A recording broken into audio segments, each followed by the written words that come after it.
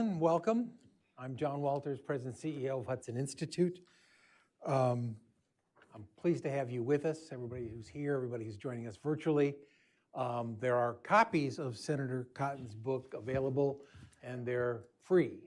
So we're not the government, but we can help educate and promote a better understanding of our threats.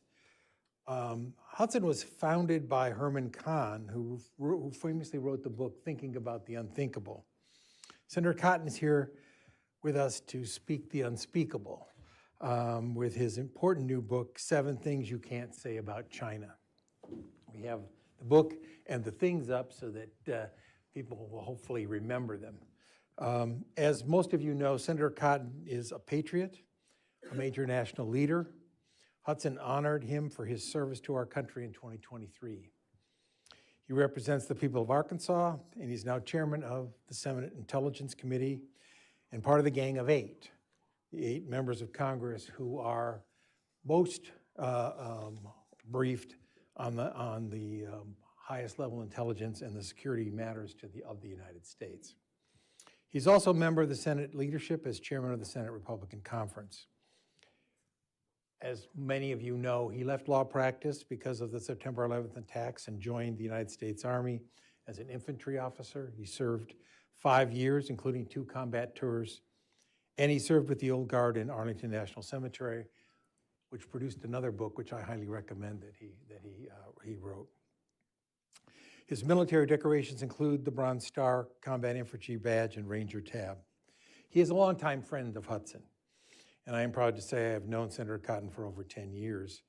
We are grateful that he is here, and want to say welcome, Senator Cotton. Thank you, John.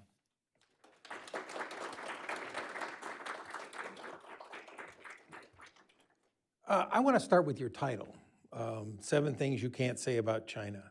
Why can't we say these things? Is this something that the Chinese communists have done to us, or have we done this to ourselves? Yes. First off, John, thank you, and Hudson, thank you for hosting me again. Thank you all for being here. I'm sorry I was running momentarily behind. We had votes in the Senate, but I'm glad to be here with you to discuss tonight the 7 things you can't say about China and the threat that China poses to our nation. It's not an abstract threat. It's not a remote threat. It is a threat here today to our way of life, to you, and to your family.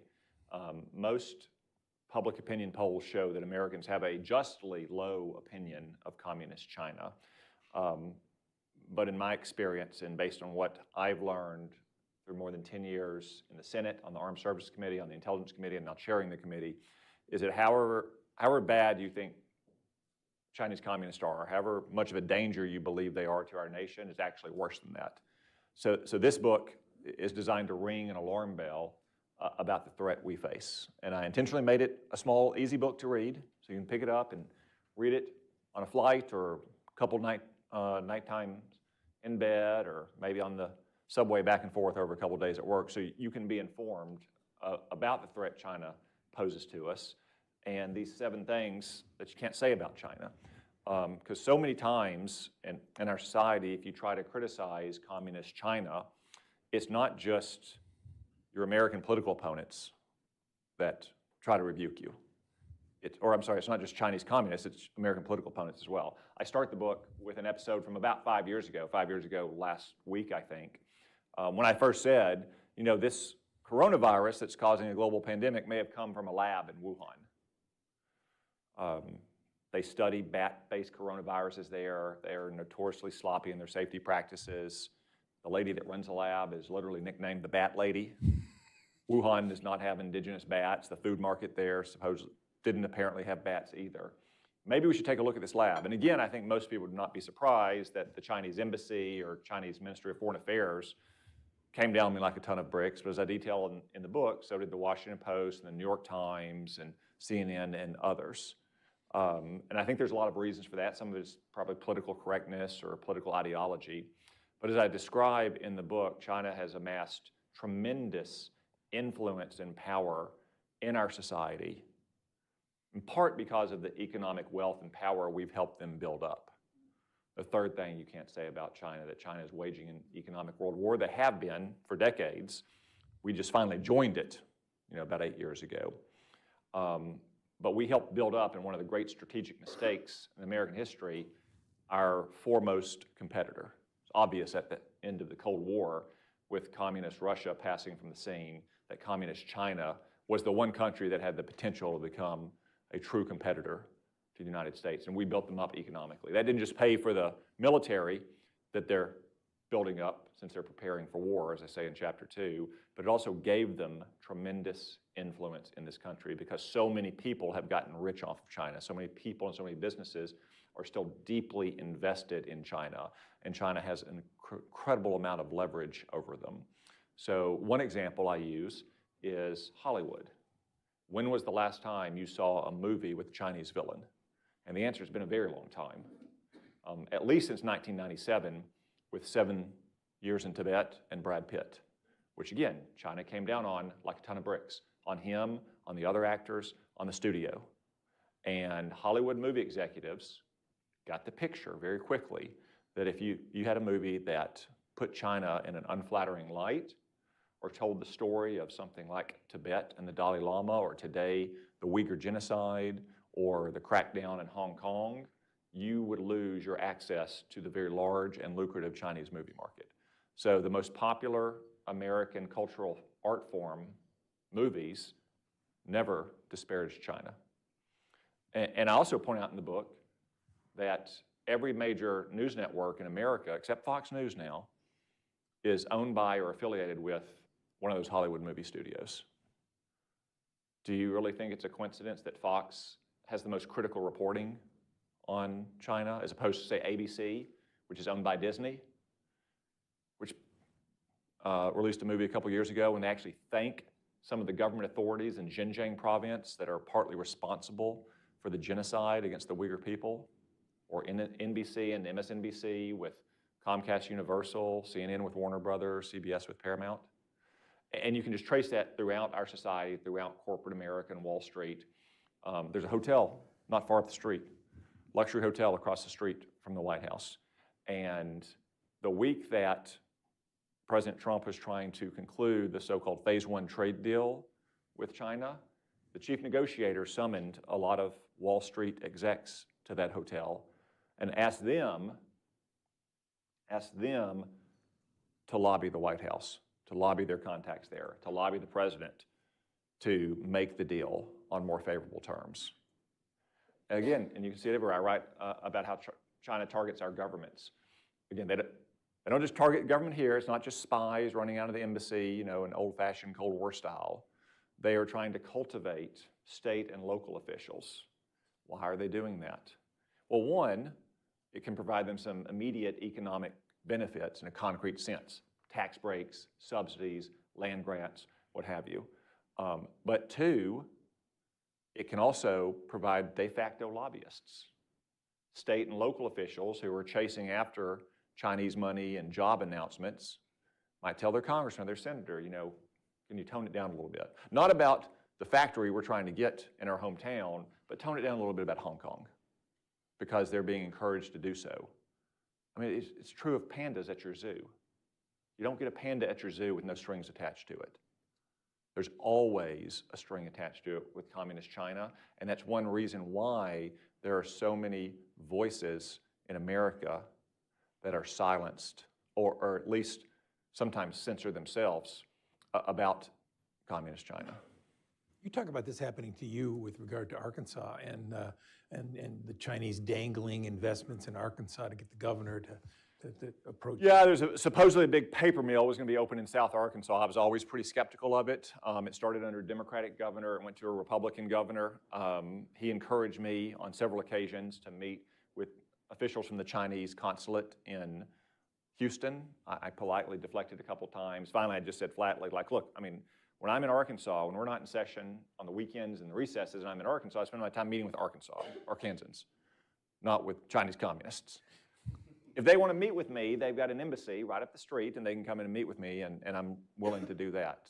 And he said, well, the consulate in Houston is what manages Chinese investment in Arkansas. At which point I was like, absolutely not, I'm going to meet with them, because that was clearly an effort to try to influence me and my views on China by having dangled this big, you know, super project out for years and years and years. And, you know, I was always confident that it would probably come a cropper, as it did. And then some short time after that, President Trump in 2020 closed the Chinese consulate in Houston. And if you recall, there was billowing plumes of black smoke for hours on end as they did burn something. I'm sure that was more than just the trash, because Secretary of State Pompeo referred to that consulate as a den of spies, and that's exactly what it was. I want to ask you about the structure of the things you can't say, whether there's a central truth that the requiring everyone else to lie protects. Do the lies protect a central truth, or is there some other structure? Because you've thought about these things in more detail. You know, is there a profound and deeper truth that we have to be worried about? Well, the first thing I say you can't say about China, it's not often said, is that China is an evil empire. And I know that gives some people the vapors and sends them to the fainting couch. That's an obvious reference to Ronald Reagan calling communist Russia an evil empire in 1983, which also gave people the vapors and sent them to the fainting couch, especially here in Washington. But I think it's vital that you understand the nature of a regime if you want to understand what makes it tick, why it does what it does, why it poses a threat or might be an ally, whether you can get it to change or to not change. And I lay out in great detail in the first chapter that it's still communist China. Xi Jinping is a Marxist, Leninist, Maoist thinker. He wants the next generation of leaders to be referred to as Marxist, Leninist, Xiist, I guess. But there is no doubt that China has never changed its spots. And you can see this in the rhetoric of its leaders. Yeah, they do things like say, hide your strength and bide your time, as Deng Xiaoping did. But remember what the point of that is. It's to allow China to grow rich and therefore to go strong. They talk about using market-based tools for socialist ends. Yeah. I mean, they're much better at managing a modern economy than Soviet Russia ever was, in part because we have taught them how to do so with our professional class, and European professional classes have taught them how to do so. But they are still at root Marxists, Leninists. And that's why, for instance, they're committing a genocide against the Uyghur people. That's why they committed one that still goes on to this day against Tibetans. Massive territories in their hinterlands that provides all kinds of strategic depth and other assets that they will not allow a small religious and ethnic minority to control. That's why they persecute Christians. Many people are surprised to know that China is one of the largest Christian nations in the world. By some measures, up to 100 million Christians. And you either have to register with the state that monitors you like they monitor everyone, or you take the risk, if you're not registered, of having your small private church demolished, of being arrested, of being tortured, of being disappeared. The Falun Gong was a harmless spiritual movement based in Buddhism. You're probably familiar with them mostly doing yoga and breathing exercises on the mall or in a public park near you. One small, tiny protest in the late 1990s led to a massive and vicious, violent crackdown on them because Chinese communists were terrified that any kind of entity, organization, association had grown outside of the Chinese Communist Party. And to this day, they're still oppressed. China broke its promises naturally, which is what it does, to the United Kingdom about Hong Kong. It's supposed to have 50 years of autonomy and freedom in Hong Kong. Got less than half of that by 2020. And they'd been trying to do it since almost the handover in 1997. Brave Hong Kongers had protested enough to make the cost too high, but under the cover of the coronavirus, they did. And then I move on in the second chapter to talk about the bloody history of Chinese aggression. Miles Yu, your friend, has said that no country on earth has invaded or attacked its neighbors more often than communist China has, which is absolutely true. Absolutely true, going back to 1949. There's barely a country on its periphery that has not been attacked or affronted by communist China. So I think it's very important that you understand what the nature of a regime is if you try to understand what it does to its own people, and most importantly for us here in America, what it aspires to do to America and to an American-led world order. Yeah, it's actually shocking because some of this I, of course, knew from the work of my research team here at Hudson and reading and paying attention to this. But when you go through it in detail in a systematic way, it's also kind of shocking that it's not on our mind. It's not on our mind when we think about the threat from China. It's not on our mind when we think about their danger. Yeah, and I'll confess, as I was working on the book a year ago, when I was working on that first chapter, I mean, it just reminded me, like, man, they are really evil. Like, I work on this stuff all the time in Congress, but you also, oftentimes when you're in Congress and you're doing the day-to-day things, you're worried about this provocation against Taiwan or this demand on the trade front or what have you. You need to step back and think of why it is they do what they do. And it is an evil totalitarian regime. And I write in there that it's a techno-totalitarian regime. It's probably more so than any country has ever been, certainly more control over its own people than communist Russia ever had, maybe more than Orwell could have imagined. He said that tyranny was a boot stomping on the human face forever. I think in communist China, you might amend or add to that a smartphone app monitoring the human face forever. One of the other things that you go through systematically is the kind of the infiltration of America. For those of us old enough like me to remember the Cold War and Soviet subversion, it never reached these levels. I mean, the level that you talk about with regard to the government, with our society, with our children. Can you say a little bit about that? Yeah, People haven't and we talked about that a little bit earlier, and the reason it never got to that level with communist Russia is we didn't have the degree of economic entanglement. Our two blocks were largely separate. There was some trade here and there, but nothing like what we have with China.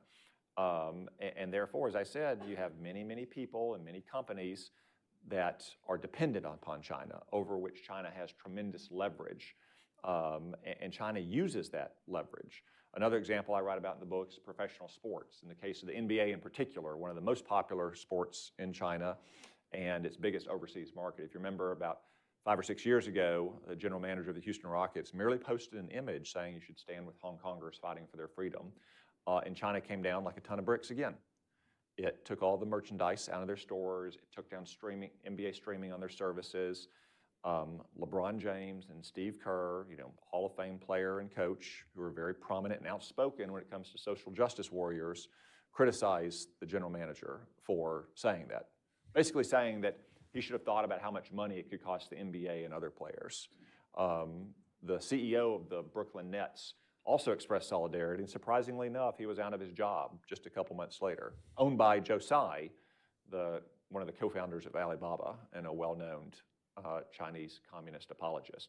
Think about Enes Kanter Freedom, who first came to fame, aside from his basketball ability, for standing up for the plight of Turks in his native Turkey, but then later began to stand up for Hong Kongers and Uyghurs and so forth by wearing symbols or words on his shoes. Pretty soon he was cut from his team, and he thinks, and I agree, blacklisted from the NBA. So it's just, again, an example of the kind of power and influence that the way we've helped communist China grow wealthy has reverberated back into our country in a way that you never had with Soviet Russia. Sure, they ran spies out of their embassy all the time, and they underwrote in various ways, like the nuclear freeze movement in the first Reagan administration.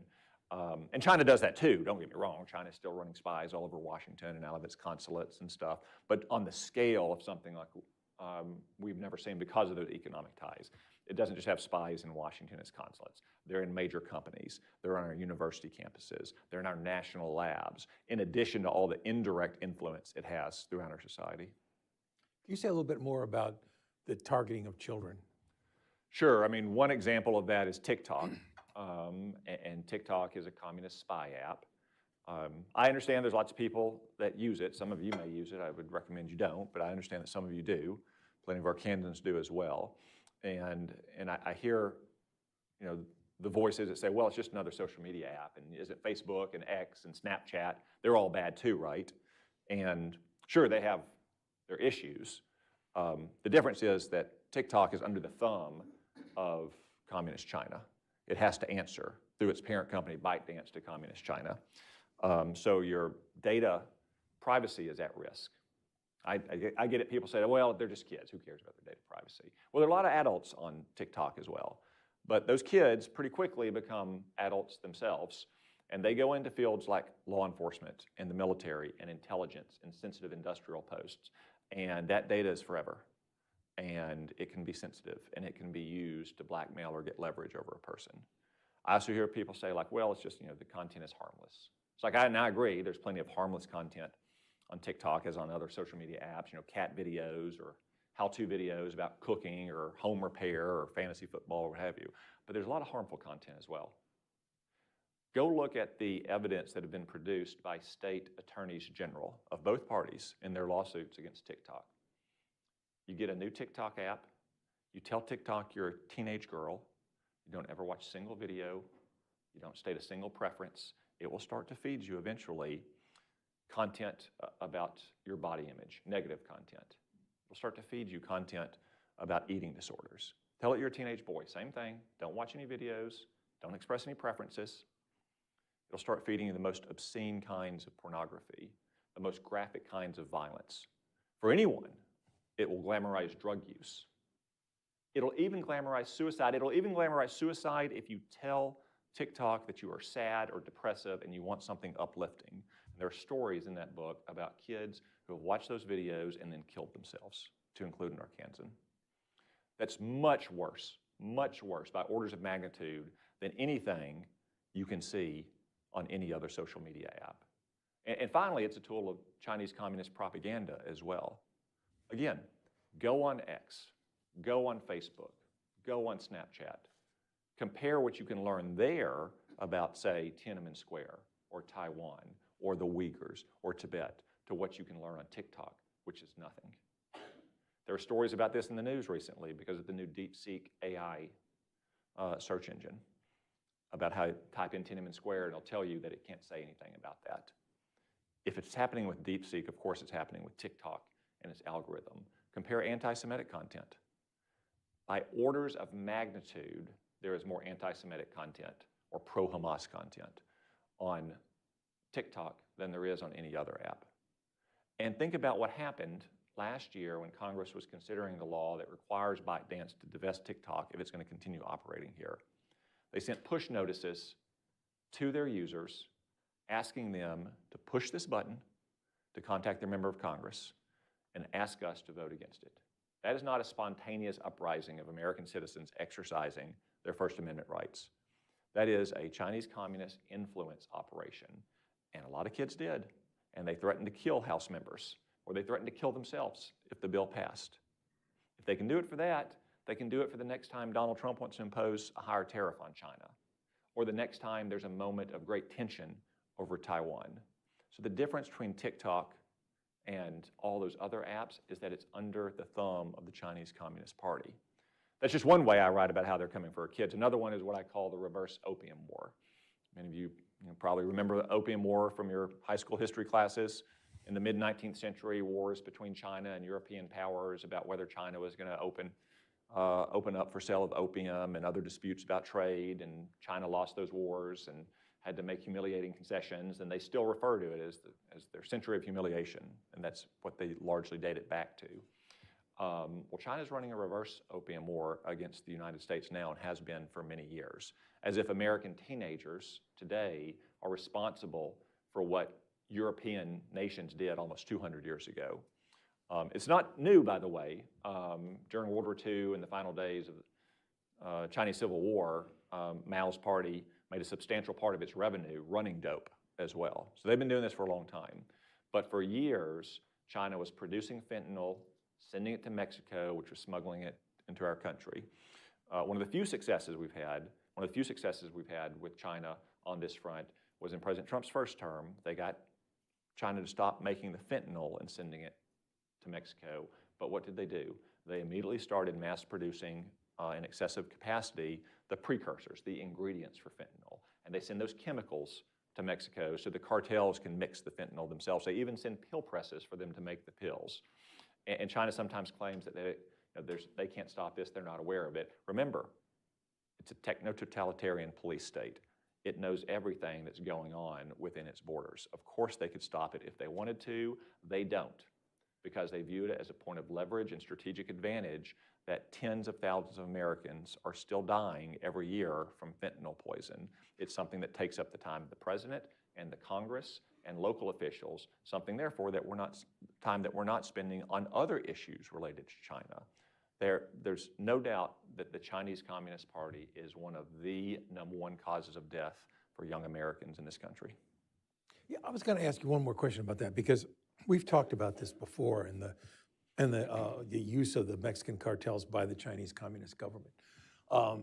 Mike Gallagher, who's now distinguished fellow here with us, when he chaired the Select Committee in the House, their team produced the documentary evidence that showed that on Chinese websites and in Chinese records on those websites, the government was subsidizing the sending of these chemicals. It wasn't that they couldn't stop it. We don't know where it is. They gave them VAT rebates. They allowed them to produce and ship chemicals that were illegal inside China.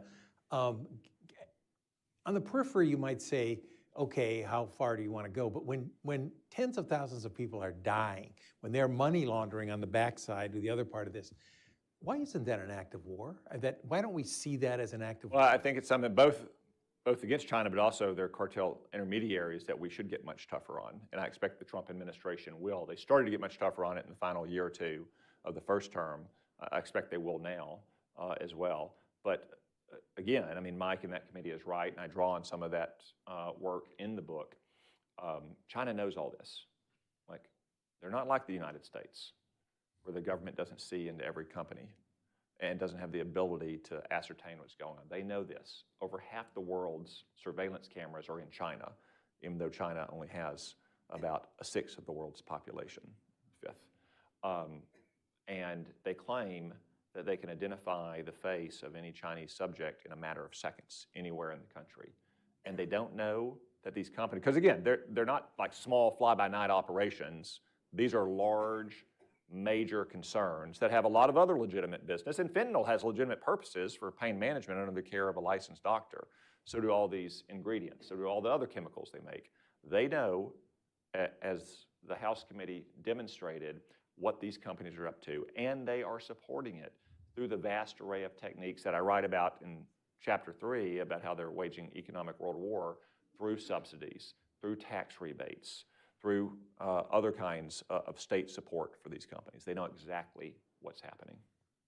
I have you make some comments about the final of the 7 things, and that is that China can win. I mean, if anything, that may be the most frightening. The other things are terrible. You could push back, but that this is not just a low-grade conflict or harassment of America. This is an intentional effort to win in the struggle to control the world between freedom and tyranny. Well, of course, China could win, just like Russia could have won in the Cold War. I mean, it's easy to look back historically and think that something was foreordained, but nothing is foreordained. I don't believe, and I know you don't, I suppose most of you don't, in grand historical forces or history with a capital H that are kind of immovable by human choice. Everything in the end comes down to choice with some degree of fortune or luck, good or bad mixed in. Individual choices in each of our lives or collective choices we make in organizations in our country or as a nation as a whole. And it's a choice whether we won or lost the Cold War. And in 1979, I'd submit, a lot of people thought we were on the losing side of it. There are serious strategists like Bill Rood in 1979 who thought NATO needed to start preparing for a cantonment strategy, a strategy to rapidly withdraw from its eastern front and establish Norway and Great Britain and Spain as cantonments and lodgements to fight back against a victorious Soviet invasion of the rest of Western Europe. We collectively decided that we were going to elect Ronald Reagan, and we got Pope John Paul II, and Great Britain got Margaret Thatcher, and a lot of other decisions we made, and that's what helped us win the Cold War. We could have lost. We can lose to China, and if we do, it'll probably be over Taiwan. And I understand a lot of people think well, why is Taiwan so important? It's just a tiny little island. It's so close to them. It's so far from us. They have some disputed and spurious historical claims to it. And you could say, you know, they rolled into Hong Kong, they rolled into Tibet. They've done this before, and it didn't cause China to supplant America as the world's dominant economic military superpower. But Taiwan's different. And these times are different than what China was in the 1950s, for instance. China is, again, a near peer in economic power and rapidly closing the gap on military power. By far the world's largest military, second most technologically advanced military, and they're still gaining on us. Taiwan, too, is different from those other places. As Douglas MacArthur said at the start of the Korean War, it is the unsinkable aircraft carrier and submarine tender off the coast of mainland China. He also said it would be a disaster of utmost importance if Taiwan fell into the hands of a hostile power, namely, then as now, Communist China. Geography is the most important part of foreign policy because it's the part that never changes. Taiwan is still that unsinkable aircraft carrier and submarine tender off the coast of mainland China. It is still the linchpin in the so-called first island chain of Japan and Taiwan and the Philippines and all down that currently acts as something of an obstacle to Communist Chinese ambitions. With Taiwan in hand, it would be a springboard. It still sits like a cork at the top of the South China Sea, one of the most important waterways for global trade, to include for our global trade. Add to that, though, there's a massive economic dimension to it as well. Taiwan produces more than 60% of the world's semiconductors, more than 90% of the world's advanced semiconductors. So it's an even greater importance to us and to American power and world peace now than it was when Douglas MacArthur observed those things in 1950. And if China went for the jugular in Taiwan, no matter the outcome, it would probably mean an immediate global depression, contraction of global economies by more than 10% as the United States and China and their partners largely cut off trade with each other. Stock market crashes, life savings wiped out, mass unemployment in the United States, empty shelves. Semiconductors are in almost everything. The phones in your pocket, televisions, appliances, vehicles, tractors, everything. Almost certainly would be, that manufacturing capacity would almost certainly be destroyed. And it's not like oil. You can't, if you're having a war in one place that has a lot of oil, you can't ask the other place to pump a lot. This is a highly, highly bespoke manufactured product. We've tried to make them here. We haven't done a great job over the last few years. So that capacity would be destroyed, or maybe even worse, if China could seize the island and keep them intact, it would then have the leverage over us and the rest of the world. And if China did succeed, that's all what would happen regardless the outcome. But if China did succeed, then you'd see a series of cascading consequences. You'd probably see most countries on China's periphery begin to distance themselves from the United States and to begin to accommodate Communist China to a much greater degree. Those nations that could would also probably go nuclear. Japan, South Korea, Australia, go around to South Asia. India and Pakistan would expand their nuclear arsenals. Iran would feel empowered to rush it and break out.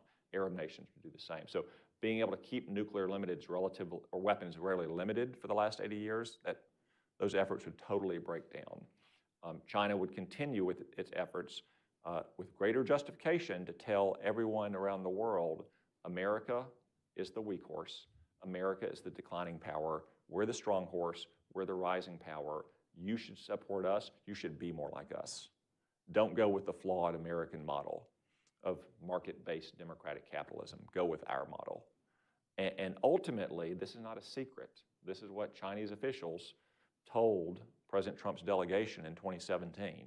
I write about it in the book, as does H.R. McMaster in his book, as does Matt Pottinger. They were there, that they will see what America is what Henry Kissinger called an island on the edge of the world. We would be. We're over here in the New World. We're by ourselves. There's something like 4% of the world's population and 6% of its land mass, a quarter of its economy now, But that would decline pretty quickly.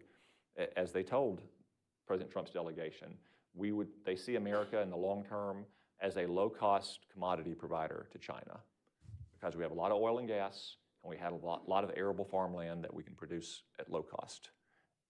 And if we don't like that and we don't dance to their tune, well, they can get their farm products from Latin America and they can get their oil from the Middle East and from Russia. So you'd see a gradual withering and decline of American power and American prosperity if China were to succeed in an invasion, an annexation of Taiwan. Of course, like I said, given that you'd have a global depression, if they started at all, the only way to win in a conflict over Taiwan is for it to never start in the first place. And that's why we have to be strong and resolute, and we have to help Taiwan get stronger as well to deter that conflict from ever happening in the first place. This is a book that also could be titled "Wake Up."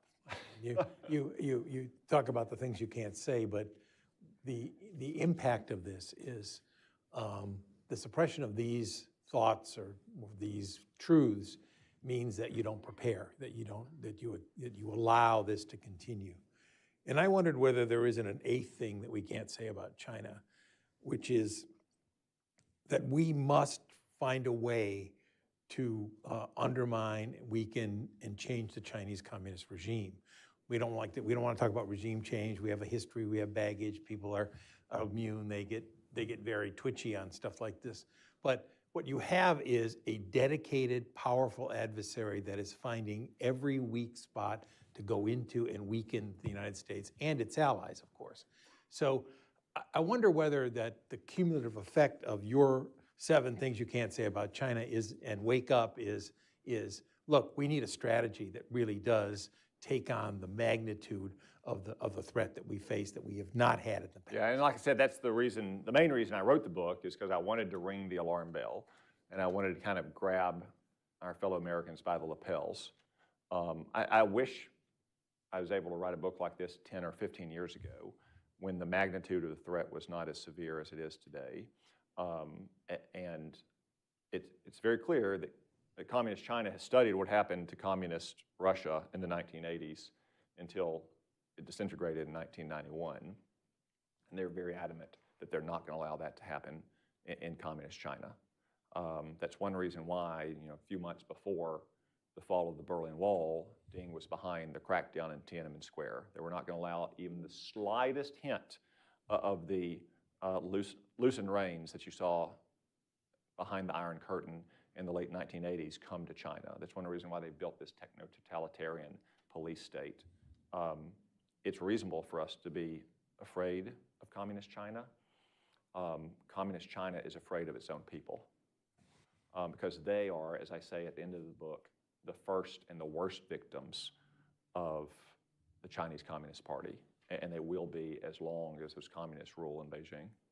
And you point out they spend more money actually suppressing internal dissent than they do. For all the money they've spent, 1,000% increase in their defense spending since the turn of the century, 1,000% increase, more than 1,000%. They still spend more money controlling their own people than they do on their military. I think we have time for a couple minutes of questions. The Senator is kind enough to stay for a few minutes after that and sign books for those of you that would like him to do so. But before I start the questions, I'd like to ask you to join me in congratulating him. There's just been an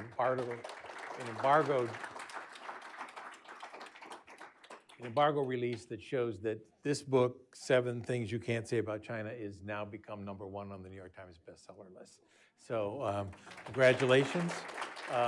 We'll take a couple of questions so that we can, we have a microphone somewhere, right?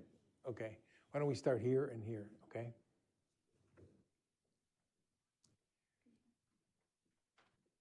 Thanks so much for coming. I remember in the 1990s, conservatives were having meetings about thinking normalizing trade with China would open up the human rights. I never did figure out why they thought that, and they were obviously wrong.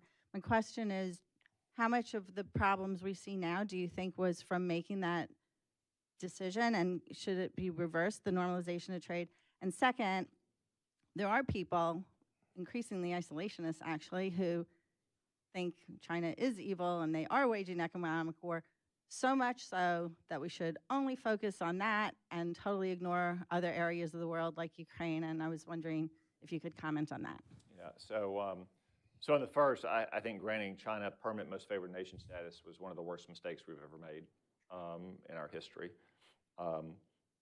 As I said broadly, helping make China wealthy and building their economy is one of the worst strategic mistakes America has ever made, and it was foreseeable as well. I mean, you could have decided you could have seen in the 1990s, and specifically after the Soviet Union finally broke into its constituent parts, that China was the only country that could pose a genuine threat to us in terms of our way of life and replacing us. The only that could fill the gap that the disintegration of the Soviet Union had posed. Obviously, we have threats from Iran, especially if it goes nuclear. We have threats from North Korea because it is nuclear. But that China was going to be the real potential threat. And a lot of people forget this. Bill Clinton campaigned as a China hawk to crack down on China, in part because of Tiananmen Square, which happened while President Bush 41 was in office, in part because he said that President Bush was not doing enough to get tough on China's economic warfare, manipulating its currency, subsidizing its companies, giving them tax breaks, or Chinese theft and manipulation of our companies. As is often the case with China, though, and was the case until 8 years ago when President Trump was elected, President Clinton flip-flopped after about a year in office. He did not want to give them permanent most favored nation status. He then said we would. And it took a while. Back in those days, we were giving the most favored nation status 1 year at a time. And it was always a pitched battle up in Congress. Yeah. I wasn't here that far ago. But I've talked to people who were here, and I've read the book. It was a pitched battle, mostly with corporate America lined up on one side, and a lot of conservative activists, a lot of religious activists on the other side, and giving them permanent most favored nation status, which is what allowed them to get into the World Trade Organization under President Bush 43's watch, created what's known as the China shock. And that's the supercharging of the loss of not just jobs or factories, but entire companies and industries from America to China. Because as soon as they had the permanent status, corporate America knew they could ship all of that to China and not have to worry about some congressional yahoos in their mind revoking it the next year if China committed some atrocity like Tiananmen Square again. So I think it was a grave mistake. I've long sponsored legislation to repeal it. I used to sponsor it with now Secretary Rubio when he was in the Senate. I sponsor it now with Senator Hawley and a few others. To your second question, I don't think we can neglect any part of the world because China doesn't neglect any part of the world, to include our own backyard, as the President has pointed out about Panama. We have Chinese companies supported by the Chinese government operating on both ends of the Panama Canal. Or in the Middle East, where you have China building one of its first overseas bases, conveniently enough, just down the street from our base in the Horn of Africa, or propping up the Iranian regime by cheating on sanctions and buying cut-rate Iranian oil. So if we want to confront China, just like we wanted to confront communist Russia, we have to understand that they are challenging and pushing on us and our friends and our interests all around the world. Just a lady here. Senator, good to see you. My question is, you talked about China cultivating U.S. officials, about the enormous leverage that the PRC has over Hollywood, over companies that are invested in China, and the danger that that kind of influence poses to American public opinion, to lawmakers, even on Capitol Hill. And I'm wondering if you could explain for us why you're not concerned about the influence of Elon Musk, whose Tesla is obviously deeply engaged in China, who certainly doesn't say any of these 7 things, having the ear of the President of the United States, being present often in the Oval Office and in cabinet meetings. Are you concerned about that influence, and why or why not? Yeah, I mean, I think it's unfortunate that Tesla has such large operations in China, just like so much of corporate America. I mean, it really is the story of corporate America over the last 30 years. You could add in there Coca-Cola and Ford and Caterpillar and Apple, and any number of other companies as well. I'd like to see all of those companies come back to the United States, or at least to the greatest extent possible, get out of China, or at least limit their exposure to China as a sole or limited source provider. As far as Mr. Musk's role in advising President Trump, he is the advisor. Donald Trump is the decider, and I'm pretty confident there are plenty of voices that reflect my views on China, to include me advising the president, like Secretary Rubio and like Peter Navarro and others. But the president does deserve credit for what he did 8 years ago, which is actually finally upend the conventional wisdom on China, going back decades, that if we simply cooperated with China, if we economically integrated with China and helped them grow wealthy, they would grow more moderate. They would stop oppressing their own people and committing genocide, and they would stop threatening the United States. I guess you could maybe think that that theory was sound in the 1990s, but too many politicians in both parties passed permanent most favored nation status in the 1990s, believed it for way too long. Even when you had presidents like President Clinton or President Obama who campaigned against their opponents as China hawks, then flip-flop once they got in the office. Donald Trump didn't do that 8 years ago. And he actually changed the conventional wisdom and what I'd say is largely a bipartisan foreign policy now, the test of a durable foreign policy like you had with Truman and the early days of the Cold War, a policy that Dwight Eisenhower largely carried. Not to say that we don't have our disagreements between the parties on this, that, or the other specific matter related to China, or that I agree with every single thing the president has ever done about China. No, of course I don't agree with every single thing about that anyone has ever done. But President Trump deserves credit for actually changing American foreign policy in a durable way on China. Yeah, I agree with you entirely. It's an amazing bipartisan change, and in a time when there was a lot of division. But it's also was a global change. All of a sudden, our allies and everybody else came along too and said, "Oh my gosh, you're right. This is a..."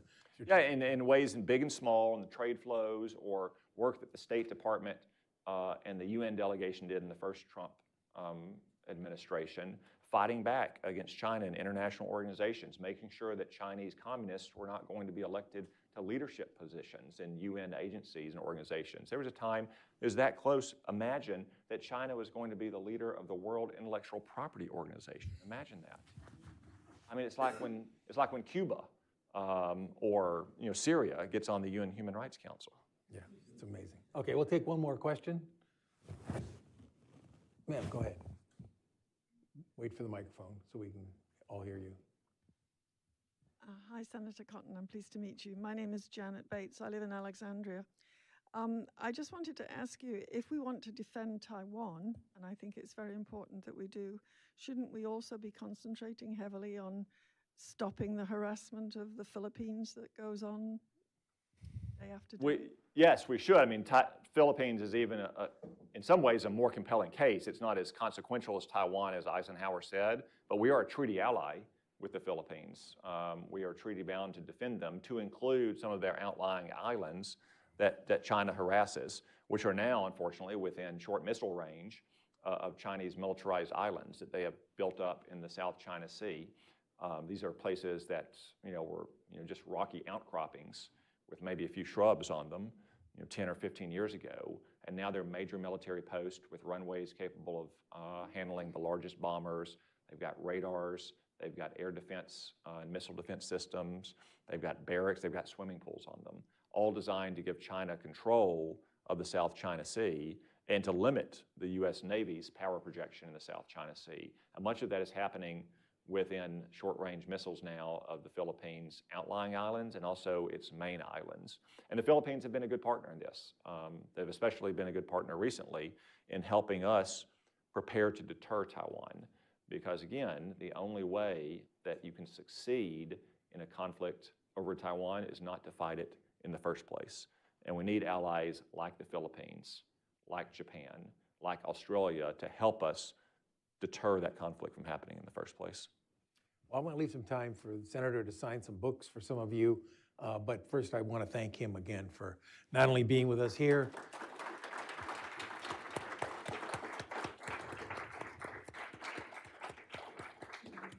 but for all he has done for us as Americans and for our allies. Thank you, John. Appreciate it.